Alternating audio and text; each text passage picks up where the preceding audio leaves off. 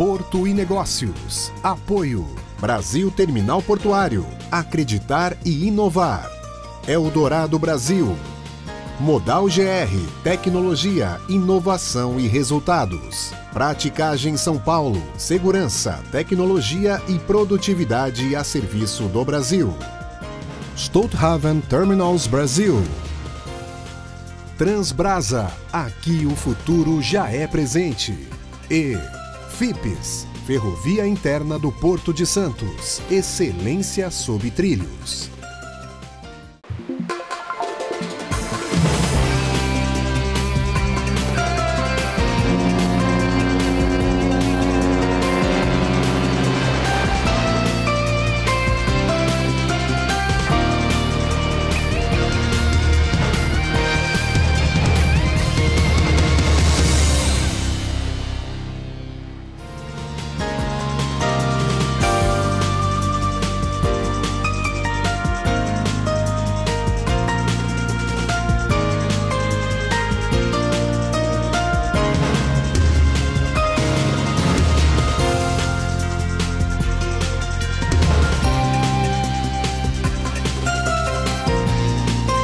Olá, sejam bem-vindos a mais um Porto Negócio Especial.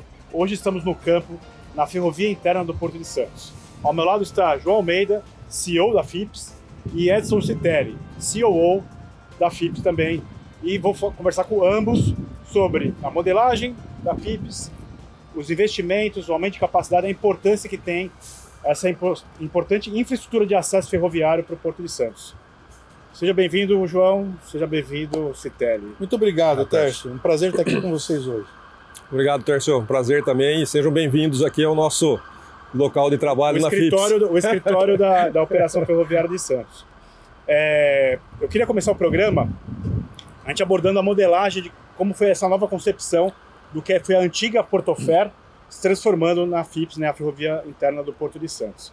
Antes, a infraestrutura era controlada, era administrada pela Rumo, e hoje as três empresas, os três operadores ferroviários que acessam o Porto de Santos, né, a MRS, a Rumo e a VLI, são sócias dessa SPE e aportam os recursos para fazer o investimento e aumento de capacidade. João, essa modelagem iniciou lá atrás, em 2019, né, e hoje ela parece que se mostrou aí, se consagrou vitoriosa, justamente por ter os três operadores na mesa administrando esse acesso.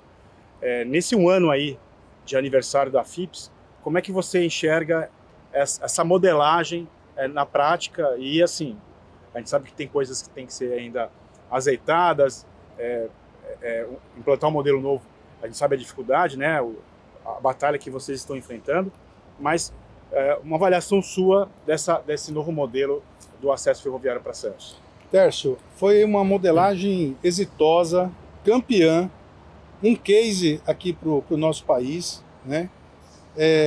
O contrato que a FIPS tem, além da garantia dos investimentos mínimos, né, que eles superam aí a casa de R$1 bilhão, e todos eles são investimentos estruturantes, né? Todos eles são investimentos que já estão agregando maior capacidade aqui para o nosso Porto de Santos, né? E garantindo segurança para todo o sistema ferroviário, principalmente, inclusive, para os agricultores, né? Que vão ter uma condição melhor de trazer os seus produtos para Santos através da ferrovia, que frete é mais barato do que o rodoviário, e além de tudo isso ainda contribui para a questão de emissão de CO2, né? Então acho que a gente está num momento muito bom. No caminho certo. Citelli é responsável pela carteira de obras da FIPS e pelos investimentos, uma missão aí super responsável de ampliar a capacidade do acesso ferroviário. Nesse um ano, o que já foi executado de obras e qual que é a carteira de investimento para os próximos anos, que é esse desafio que você está assumindo aí frente a essa posição? Tércio, acho que, como o João falou, né, a gente tem um caderno de obrigações aqui de obras da FIPS, né, que ultrapassa 1 bi, né? A minha área, minha diretoria, ela tem mais outras 3 gerências. Eu tenho obras, planejamento, operação, né? E tenho também a parte de manutenção, Então toda essa gestão do porto, né, ela fica comigo. Quando a gente fala especificamente em obras, a gente tem 17 obras do caderno. Nós temos obras já entregues que nós antecipamos. Lá no Guarujá a gente já fez uma primeira obra que era para 25, a gente antecipou, justamente vendo isso que o João falou, abertura de capacidade para o sistema. Essa obra que a gente está próximo aqui, que é o cluster de celulose também, a gente está adiantando ela era para meio de 25, a gente entrega toda a parte ferroviária até o final desse ano. E temos também as outras que nós estamos com continuidade, né? Tem as fases da Pira. A Pira é outra grande obra que a gente coloca, aumenta muito a capacidade desse porto. Inclusive, ela é base para a gente garantir a capacidade do corredor de exportação e do cluster de celulose também, né? Então, corredor de exportação, quando a gente fala em obra, a gente tem os terminais também, que tem ali obras de ampliação, exemplo ali 39, que tem novas moegas. Pegando esses dois complexos aqui que a gente fala, o corredor de exportação mais o Macuco, são 45 milhões de toneladas que a gente prevê. E tem várias outras obras que a gente está continuando dentro do nosso prazo. As obras aqui que a gente está vendo no corredor de celulose é justamente os desvios ferroviários e criar uma independência entre as operações dos 3 terminais, né, a Suzano, a Eldorado e a Bracel, e mais os três terminais de granéis vegetais na ponta da praia.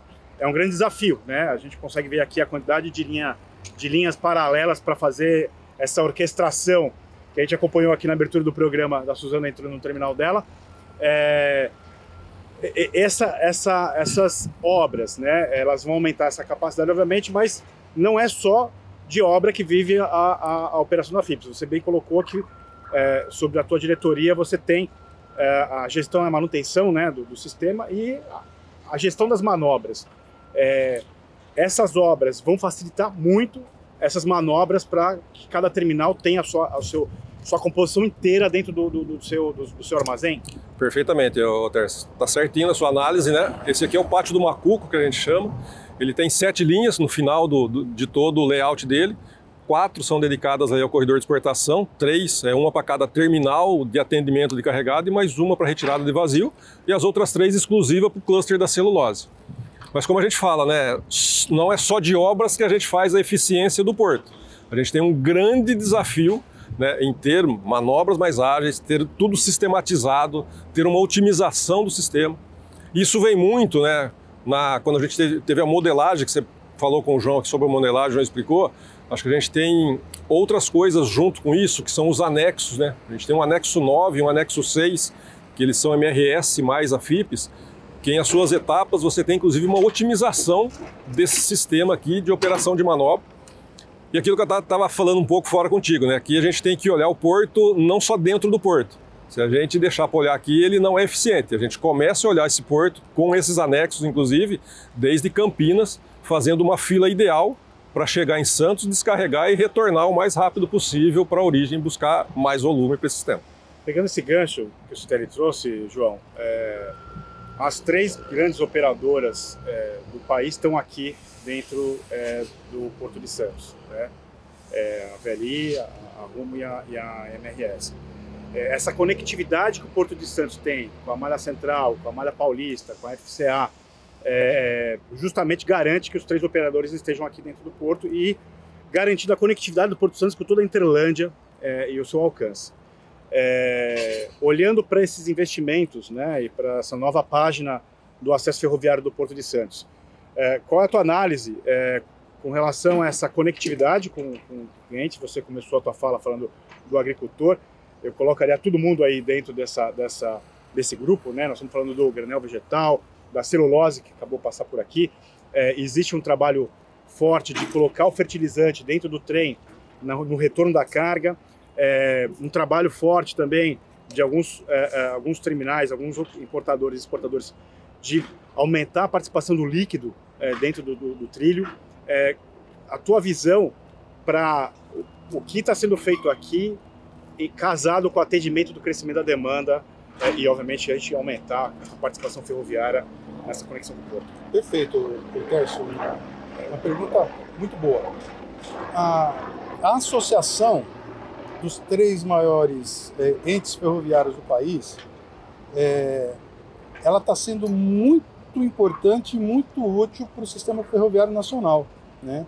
Porque você vê, Malha Paulista, né, em plena execução lá do caderno de investimento deles, MRS com a sua prorrogação já realizada, FCA agora entrando num outro momento também, né, para a sua renovação. Então, o que acontece? E tem ainda a extensão da Rumo, lá de Rondonópolis para Lucas de Rio Verde. Lucas, Sinop e Nova Mutum. Que vai ser um boom de carga aqui, né? Então, Serra Acima, tudo isso se iniciou já há alguns anos atrás, né? E aqui em Santos, na verdade, ficou um pouco para depois, né? Ficou atrasado, né? E aí caiu no colo da gente agora para resolver o problema. E a gente está resolvendo. Então a gente está tendo que trocar os 4 pneus do carro com ele andando, mas a gente está conseguindo. Eu acho que muito por essa nova modelagem, onde une as 3 concessionárias ferroviárias. Então a gente consegue ter um planejamento desde a origem até aqui dentro do porto, né? Porque planejamento das 3, elas já estão mais próximas, as 3, né, Stélio? Eles estão bem organizados em termos de planejamento mútuo, né? E quando chega em Santos, a gente consegue ter a visão geral. E uma outra coisa muito importante que aconteceu também foi a quebra de paradigma com os terminais portuários, em termos da gente receber e devolver informação adequada para os terminais. Isso está surtindo um efeito positivo gigantesco, viu, Tércio? Então, na verdade, assim, quando a gente vê essa manobra chegando aqui da Suzano, toda a comunicação entre a FIPS e o terminal, ela é feita no CCO, que a gente vai ver no próximo bloco, e essa comunicação, como o Citelli colocou, já vindo lá de Campinas, preparando e organizando o que sai de composição vazia, o que chega de composição com carga, a administração de cada uma das linhas, a sequência de manobras, tudo isso passa por um processo de otimização, até porque não adianta ter mais trilho, mais espaço de manobra, mais acesso a terminal, se você não faz a boa gestão com simulações e modelagem dessa operação. Perfeito, Tércio. E eu acho que um dos grandes ganhos dessa modelagem foi esse que o João comentou, inclusive. Hoje a gente olha o sistema como um todo, a gente olha um sistema com isonomia e com transparência. Esse contato com os terminais, com essas informações, elas estão muito mais próximas hoje. A gente tem uma assertividade de planejamento de 95%, 96% do que a gente põe em plano. Então isso que nada mais é do que os trens que estão chegando, que as associadas passam as informações para a gente, melhorou bastante. As informações dos terminais melhoraram bastante. E essa gestão nossa dentro do porto reforçando, né? O trem tem que chegar, descarregar o mais rápido e voltar para buscar mais volume para o nosso sistema. Até porque a criança mais cara desse complexo todo aqui é aquela locomotiva ali, né? Essa aqui é uma locomotiva de manobra. Perfeito. Mas você deixar uma locomotiva mais do que 24 horas dentro do porto é perder dinheiro aí para quem opera, né? Eu estou falando das 3 operadoras. Sem dúvida. Mas, Tércio, você tocou num dado importante. Hoje, este ano, nós quebramos vários recordes. Hoje, um vagão, ele permanece em média 15 horas aqui dentro do porto, né, Stélio? Positivo. Né? E o giro de locomotivas também baixou significativamente. E, inclusive, um outro recorde também, que é a descarga por hora no porto como um todo. Hoje a gente está batendo próximo de 102 vagões por hora, no porto como um todo. Isso é uma marca histórica. Isso quem ganha é o operador ferroviário na veia, cada terminal, porque vai ter uma capacidade de recepção ferroviária aumentada, então o giro da locomotiva e da composição aumenta. Então, um terminal que eventualmente tivesse um gargalo da recepção ferroviária deixa de ser gargalo e aí passa a administrar os outros sistemas, que é a armazenagem e a recepção ferroviária, a expedição. Então, essa questão da capacidade da ferrovia entregar um aumento de capacidade do porto, e cada terminal poder melhorar o seu desempenho na armazenagem, o seu giro na armazenagem e demandar o terminal também a eficiência no berço, aumenta geral a capacidade do complexo portuário. Agora, com certeza, isso que você mencionou, João, da melhoria do giro do vagão e da locomotiva, os 3 operadores eles bebem dessa água na fonte, e todo o sistema ferroviário brasileiro que tem relação com o Porto Santos se beneficia com isso. Totalmente, Tércio. E a gente não está falando... Quando a gente conta esse case, né? Não é uma coisa que está fechada exclusivamente aqui para o Porto, como você colocou agora. Isso é para o sistema brasileiro, para o sistema nacional de logística, né? Os produtores e de todo segmento, né? Então é um desafio, mas é um desafio bom, que a gente está tendo êxito aí na entrega, e 2025 vai ser também um ano de muito desafio, porque o Guarujá vai sair da rotina que se tem hoje em termos de volume e vai dar um salto gigantesco. Voltando à questão dos associados, vamos falar especificamente da MRS. A MRS está construindo 5 ou 6 novos quadros ferroviários na área continental de Santos, né? Com atendimento específico para o Guarujá. Então, o Guarujá vai se equiparar com a margem direita do Porto, vai se equiparar com o Santos. Margem esquerda vai ter ampliações de capacidade portuária, mas a gente vai falar isso no segundo bloco. A gente faz um rápido intervalo entre um trem e outro e a gente volta daqui a pouco com mais Porto Negócios.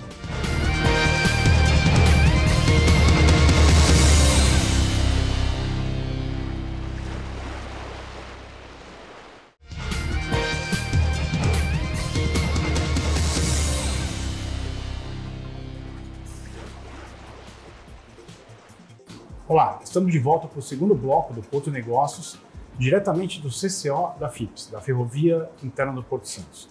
Estou aqui com João Almeida, CEO, e Edson Citelli, COO da FIPS. Senhores, no primeiro bloco a gente foi para o campo, né? Vimos aí, discutimos bastante sobre a questão da modelagem, a questão das obras. Eu queria focar agora nas obras da margem esquerda, né? Terminamos o primeiro bloco você mencionando desse aumento de capacidade, né, expressivo da margem esquerda. E também foi mencionada uma obra que já foi antecipada. Vamos falar um pouco mais dessas obras da margem esquerda e como que elas vão repotenciar a capacidade da outra margem do Porto. Perfeito, Terço. E a gente estava falando, vamos começar de fora, né? Tem um trecho da MRS, da concessão da MRS, no caderno de obrigações, tem os pátios ali também para aumentar a capacidade. Quando a gente chega na FIPS, tem um pátio que a MRS está fazendo e a gente vai ampliar ele, que é o retropátio da Prainha. Tá? Isso vai dar capacidade para a gente aproximar mais as ofertas dos terminais da margem esquerda. Dentro do pátio, a gente executou uma obra já que é a primeira fase de um grande projeto que tem 2 terminais, inclusive, que começaram, que é o TEC-AG, chama Projeto Netuno. Então a gente faz essa primeira fase, né, antecipa, e eles estão também realizando obras dentro do terminal, e a gente tem uma obra para iniciar no início de 2025 e concluir ela até fim de 2025, e no final a gente vai ter 3 piras nesse terminal, nesses 2 terminais. Então a gente opera em pira também ali na margem esquerda. Isso vai dar uma grande capacidade, né? Aliado ao TGG, que a gente tem lá também, e Termag, o TGG que faz toda a descarga, e a gente tem um retorno de fertilizante ali também, que a gente reaproveita os vagões descarregados. Isso dá uma eficiência muito grande para o sistema, né? E até para as associadas. E a gente tem um terminal também que se recapacitou já no ano passado, que é a Cutrale, e ele tem também ali alguns projetos, esses mais de terminais, mas parte ferroviária, ele sai de 40 vagões de encosto para 80. Então a gente está capacitando a margem esquerda, sim, para ser também um grande boom ali de capacidade. Tem um outro projeto que a gente está tocando ali, que é Santos Brasil, que a gente está no início de conversas ali também, até para viabilizar todo o conterno.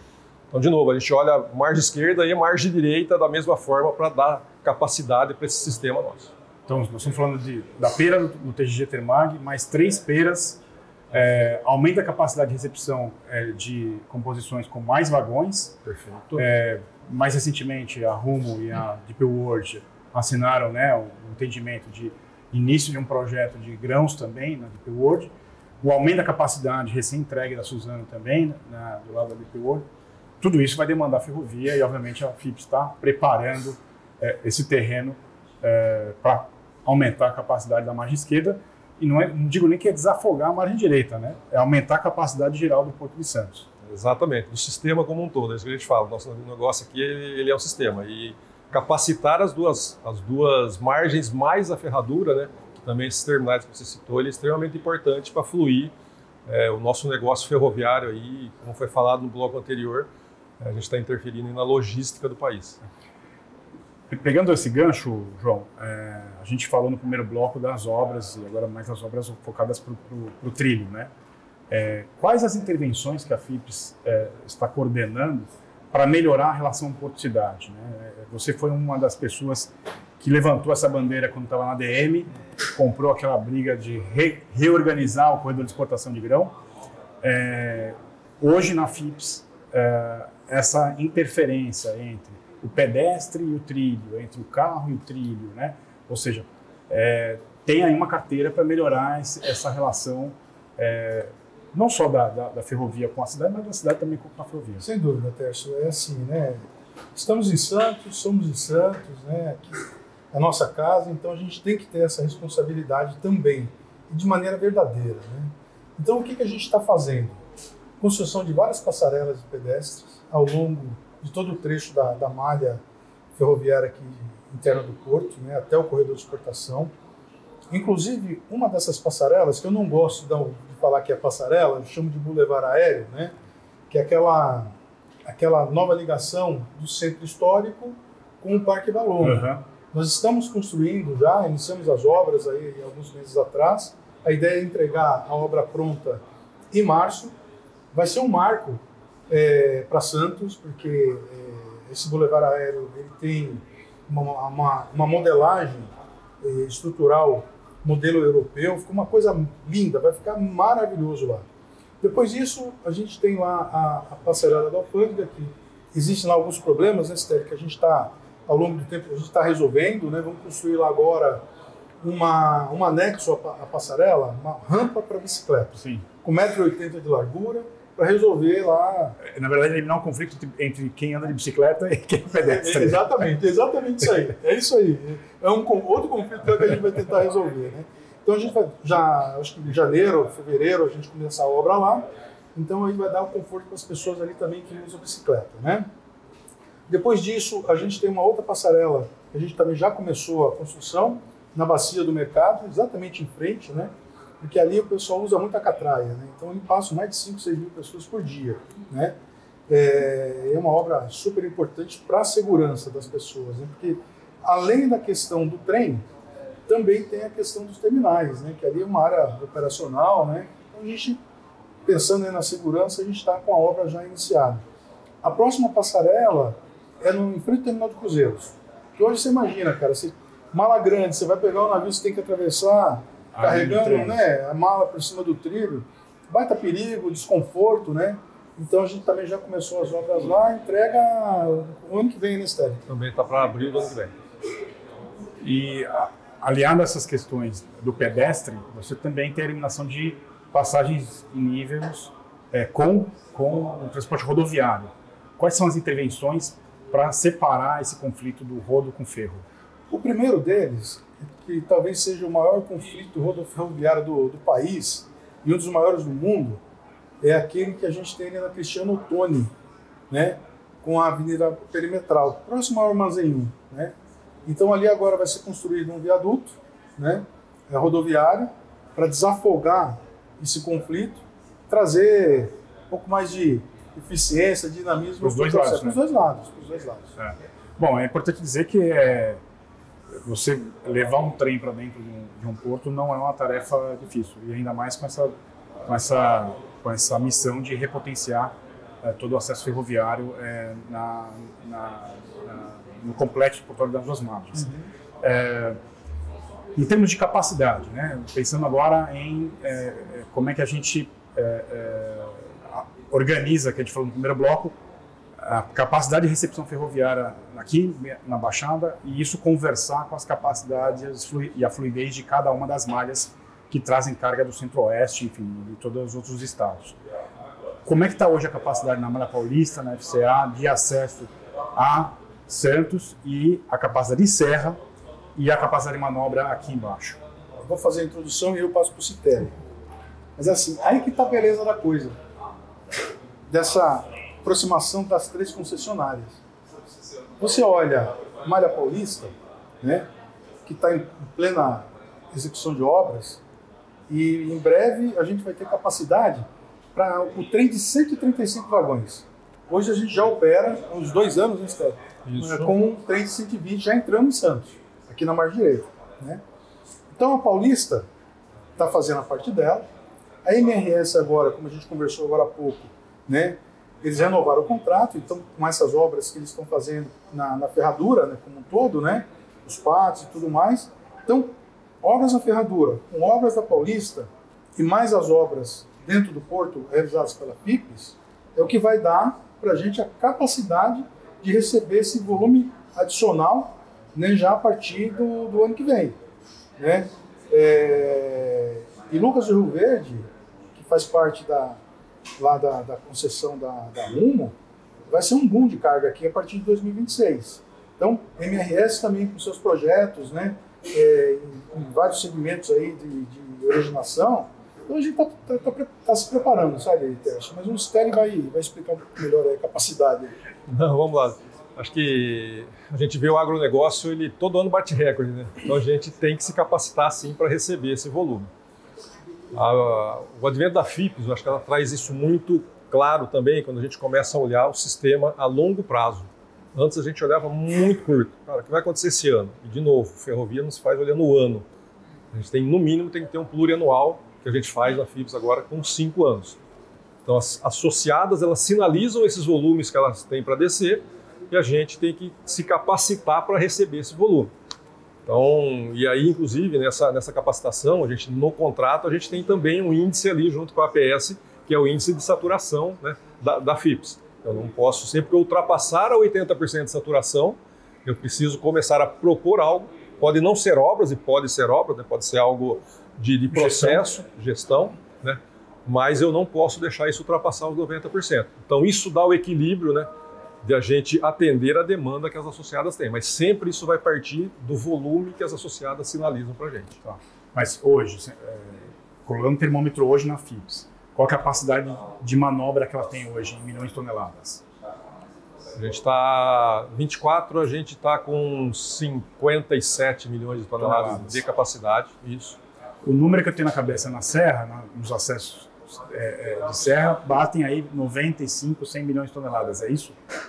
O da serra ele está aproximadamente, é que você tem, quando a gente fala desses 54 no porto, né, a gente fala só do porto organizado. Sim. Aí você tem outros pontos também que você distribui esses 100 milhões. Tá? São as TUPs, né? Sim. Isso, são os terminais privados. Mas descendo a serra, a gente hoje tem capacidade de 95 a 100 milhões de toneladas. É isso que as associadas na FIPS, você falou 57 milhões de toneladas. Isso. E a gente tem um desafio, né, de 24 até 29 em dobrar essa capacidade. Esse é todo o nosso trabalho. Para usar toda a capacidade que a gente tem. Uma pergunta, nessa repotenciação da FIPS, né, vocês acreditam que depois de todas as obras, melhorias nos processos, nos sistemas de informação, na comunicação, no planejamento, você vai atingir aí um patamar, entendo, acima dos 100%, das 100 milhões de toneladas da serra. Vai ter espaço para uma repotenciação no trecho de serra para o Porto de Santos? Ou podemos dizer que o Porto de Santos vai estar limitado a 100 milhões de toneladas no ferroviário? Eu sempre falo que quando a gente fala em capacidade, você sempre muda o gargalo de lugar, né? Sim. Então acho que essa é a sinalização. Tem um momento você tem o porto como uma restrição, um gargalo, a gente tem que trabalhar, né? E tem várias coisas, né? De novo, não é só obras, até uma distribuição mais linear de cargas, a gente provoca isso muito, né? Porque às vezes você tem um terminal, vem uma demanda num terminal muito saturado, de outro terminal ocioso. Isso te tira a capacidade. Então eu acho que sempre vai ter oportunidade sim, mas a restrição ela vai mudar de lugar. Então a gente vai tendo volume, a gente tem que buscar solução. Esse é o nosso negócio. Perfeito. E isso que ele falou tem a ver, por exemplo, com a Malha Paulista, que é a recapacitação. Você está me falando que na hora que a Rumo atingir Sinop, Lucas do Rio Verde, Nova Mutum, vai jogar uma quantidade aqui expressiva, mais que jogar em Santos, é jogar na Serra e em toda a Malha Paulista. É isso, e a gente fala em algo em torno de 115 milhões de toneladas. Né? Então, que é isso que o Stelly está dizendo, que nós vamos mais que dobrar. E aí vai apertar todos os parafusos, como falou assim, o gargalo só muda de lugar. É isso aí. Bom, o bom é que, na verdade, sim, o porto cresce, né? E quando eu estava à frente da autoridade portuária, a gente estava batendo 130. Hoje já estamos batendo 175, 180, talvez ano que vem. É isso aí. E junto com isso, né, Tércio? É assim, empregabilidade, você gera empregos, você gera impostos, tanto para o Guarujá quanto para Santos, né? Isso movimenta... Cubatão, né? inclusive. Cubatão, inclusive, é verdade, né? Isso movimenta as 3 cidades, né? E a possibilidade, inclusive, de abertura de novos postos de trabalho. Sim. Porque a automação ela já faz parte hoje de todos os terminais da ferrovia, né?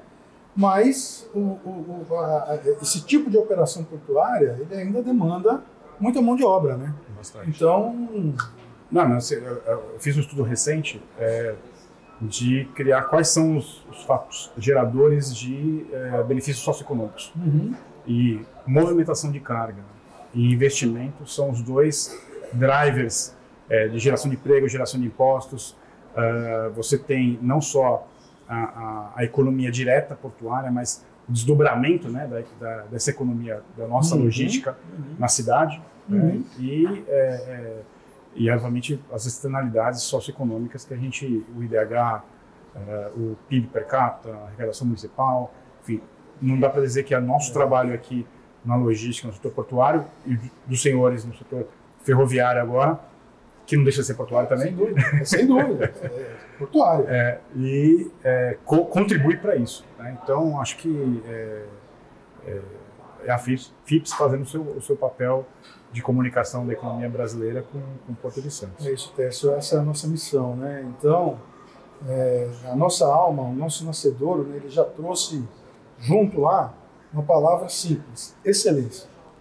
Então, além de todos os desafios que a gente está tendo aqui, que são muito bons, né, desafiadores mesmo, né, a gente tem outro desafio de ser excelente em tudo que a gente coloca a mão, porque nessa atividade, qualquer equívoco que você toma no planejamento ou na operação, ele tem um reflexo gigantesco em todo o sistema ferroviário, Sim, logística, né? Com certeza. A importância do trabalho é imensa. A gente vai fazer um rápido intervalo e volta já já com mais Porto Negócios.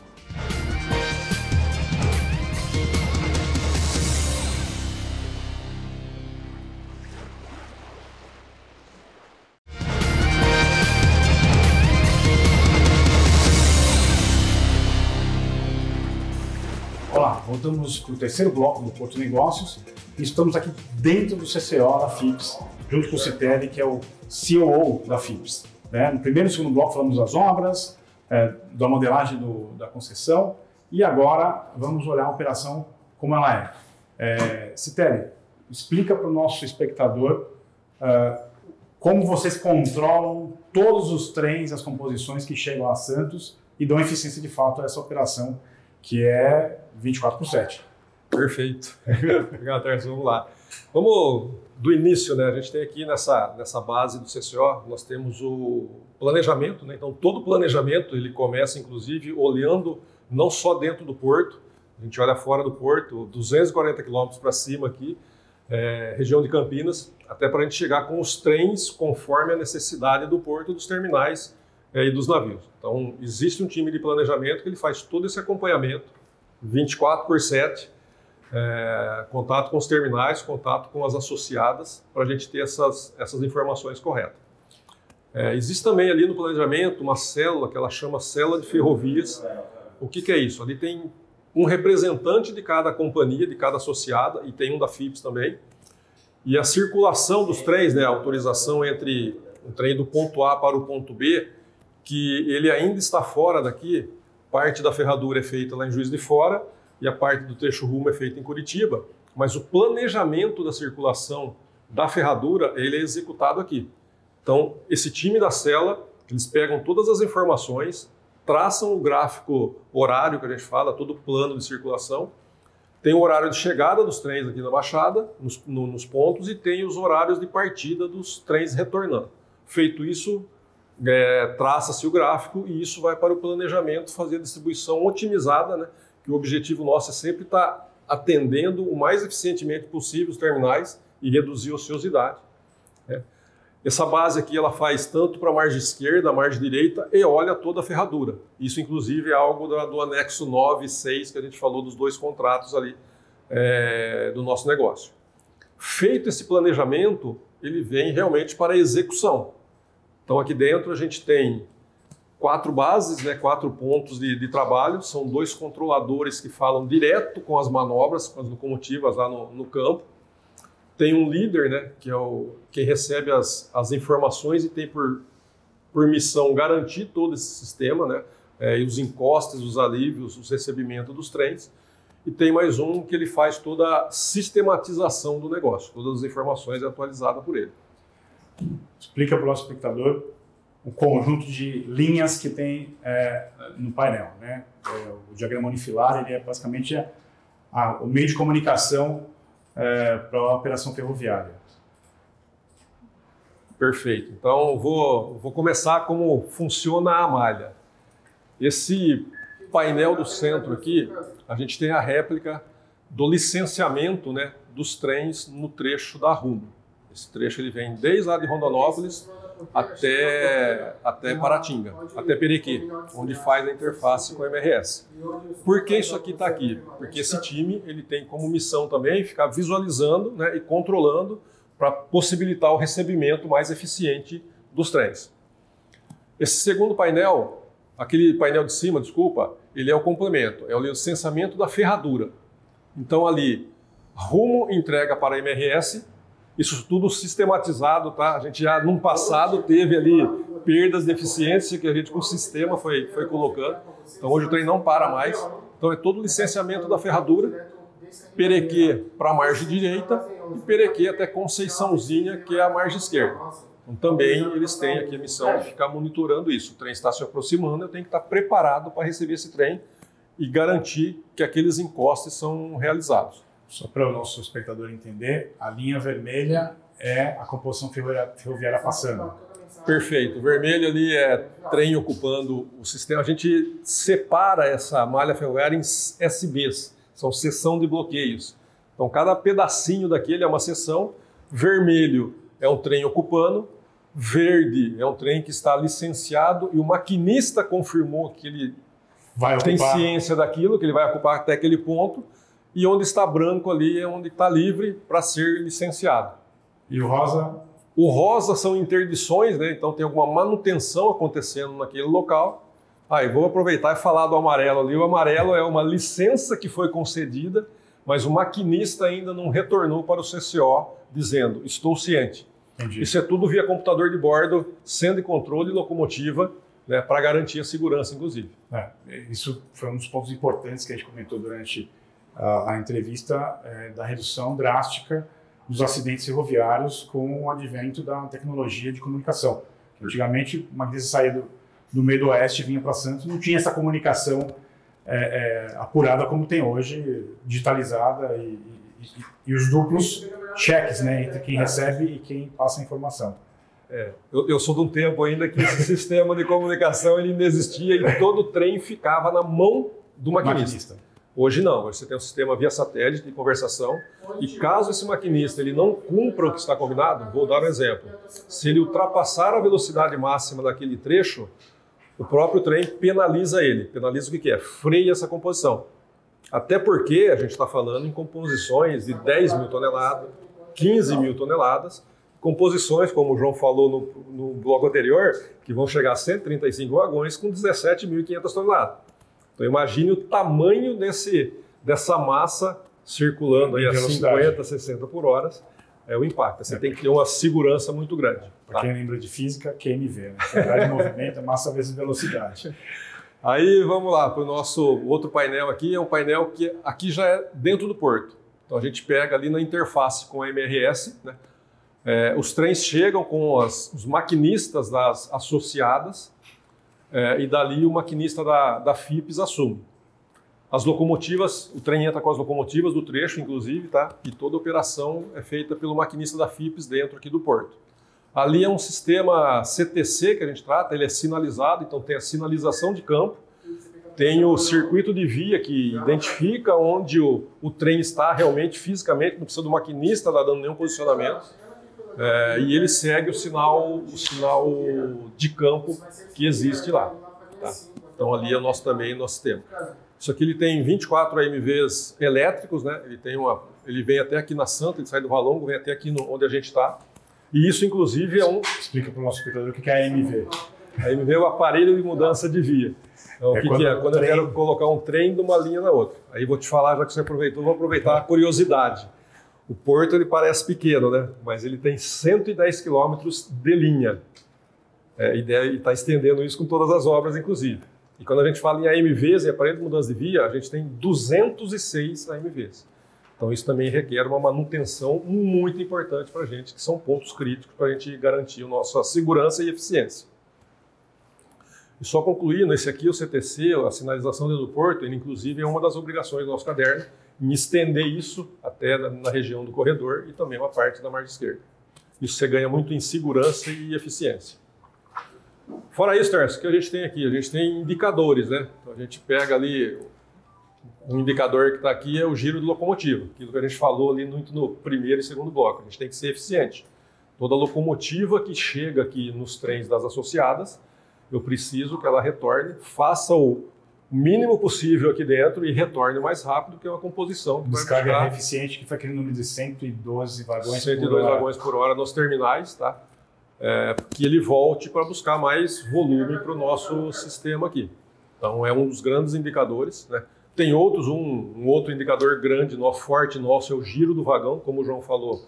Um trem hoje, quando ele chega no valongo, até eu encostar, o terminal fazer toda a operação dele, e eu devolver esse trem para associado, a gente está gastando 15 horas e meia. No passado era quanto? No passado a gente já fez isso em 30. Eu falo no passado porque eu estava aqui no passado. É uma evolução muito grande. E até uma outra coisa que a gente fala em capacidade. O Porto de Santos hoje está com 131 anos. Está com 57 milhões de toneladas. Nós estamos falando que em 5 a gente tem que dobrar isso. Então você vê a velocidade que a gente precisa ter de crescimento. Sim. Isso é algo bastante importante. Obviamente, obra é importante, mas tecnologia e gestão é fundamental para fazer esses números virarem realidade. Faz a diferença. Aí a gente tem as câmeras, né? Isso aqui também é algo que a gente monitora alguns pontos, né? A gente ainda tem poucas, a gente vai ampliar isso, inclusive. Existe até um acordo com a guarda portuária da gente ter acesso à parte das imagens deles. Tá? Muito visando o quê? A eficiência, né? A gente vê um trem parado, a gente fazer ele voltar a operar. Algumas PNs, inclusive, quando a gente olha o inferior ali, aquela tela, e a câmera, é exatamente onde o João estava falando, que a gente tem aquela obra da Cristiano Ottoni do viaduto. Sim. Ali, que é o ponto mais crítico. Pra você ter ideia, ali passam 50 composições por dia versus aproximadamente 6 mil caminhões. Eu sei porque toda vez que eu vou para São Paulo, é por ali que eu vou. E às vezes eu fico parado ali esperando a composição passar. Sim, e a gente tem toda, né, como a gente estava falando, relação porto-sociedade, né? Então a gente também tem nossos indicadores, nossas premissas contratual, que a gente não pode ficar ocupando a passagem de nível por mais que X tempos. Então esse time aqui também tem a missão de fazer isso. Além de fazer todo esse plano de encostes, descargas. Aqui a gente opera, em média, 1.700 vagões por dia, margem direita e margem esquerda, tá? Composições que chegam aqui, a gente chega com 12 a 15 composições por dia, com esse volume que a gente falou aí de 120 vagões. A MRS ainda tem um desenho, a MRS VLI e FCA ela tem um desenho de trem menor, trabalha ainda com 80 vagões, tá? Mas são composições que a gente puxa direto para o porto aqui para fazer os encostes. Eu vou dizer uma coisa, que para quem está em casa acompanhando a gente, saber que um sistema ferroviário super importante para qualquer porto do mundo, né? E Santos indo nesse caminho de investir em infraestrutura, em tecnologia e melhorar o desempenho dos terminais, é essencial essa conversa entre a ferrovia e o porto, né? Dizendo como portuário que sou. Mas parabéns pelo trabalho aqui e a gente volta lá junto com o João para conversar mais sobre FIPS. A gente volta em um clique. Clique dado, vamos para o fechamento do programa. João, quero agradecer por ter recebido a gente lá no canteiro de obra, ter recebido a gente aqui no CCO, Citelli também. O Porto Negócios tem como missão apresentar para a sociedade, para o nosso setor, né? E para quem está fora de Santos também, um pouco da nossa realidade operacional e do quão importantes são os investimentos aqui na Baixada e o quanto isso contribui para o agronegócio, para o Centro-Oeste, para o Brasil todo.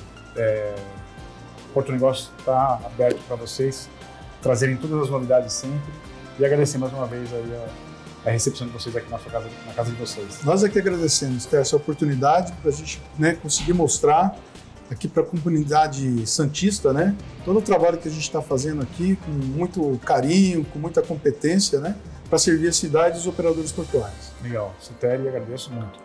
Eu que agradeço a presença de vocês e a oportunidade também, Tércio. Acho que a missão nossa, que a gente falou muito aqui no programa, né? A gente tem que dar capacidade para esse sistema logístico do país, né? Dentre eles está o Porto de Santos, com certeza.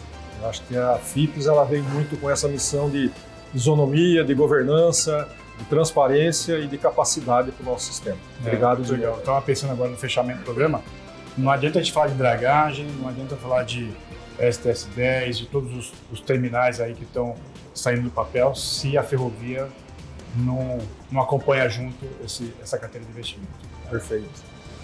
Nós ficamos por aqui, agradeço a audiência. Na próxima semana, no mesmo horário, com mais Porto Negócios.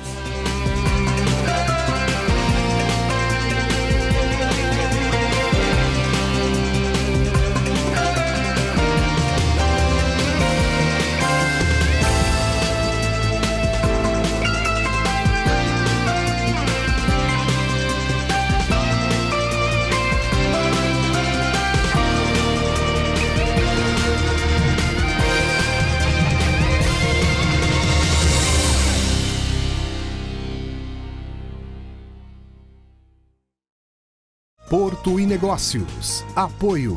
Brasil Terminal Portuário. Acreditar e inovar. Eldorado Brasil. Modal GR. Tecnologia, inovação e resultados. Praticagem São Paulo. Segurança, tecnologia e produtividade a serviço do Brasil. Stolthaven Terminals Brasil. Transbrasa. Aqui o futuro já é presente. E FIPS, Ferrovia Interna do Porto de Santos. Excelência sob trilhos.